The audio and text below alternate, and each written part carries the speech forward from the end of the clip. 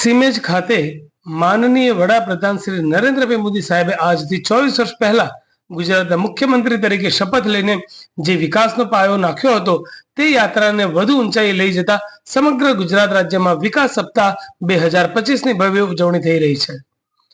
આજે ધોળકા તાલુકામાં વિકાસ રથનું ભવ્ય આગમન થયું હતું। સિમેજ ગામે પહોંચેલા વિકાસ રથનું ગ્રામજનોની હાજરીમાં ઉત્સાહ અને ઉમંગ સાથે સ્વાગત કરવામાં આવ્યું। કાર્યક્રમ દરમિયાન એલઈડી સ્ક્રીન પર છેલ્લા 24 વર્ષની ગુજરાતની અપ્રતિમ વિકાસ ગાથા દર્શાવવામાં આવી, જેને સૌએ નિહાળી અને ભારતીય જનતા પાર્ટીની સરકારે કરેલા લોક કલ્યાણના તેમજ વિકાસના દરેક કાર્ય માટે ગૌરવ અનુભવ્યું। વિવિધ સરકારી યોજનાઓના લાભાર્થીઓએ પોતાના અનુભવો જણાવ્યા કે કેવી રીતે સરકારની યોજનાઓ થકી તેમના જીવનમાં સકારાત્મક પરિવર્તન આવ્યું છે। વિકાસ રથ દ્વારા ગ્રામજનોએ વિવિધ યોજનાઓની માહિતી મેળવી અને અનેક લાભાર્થીઓને યોજનાકીય લાભો પણ અર્પણ કરાયા।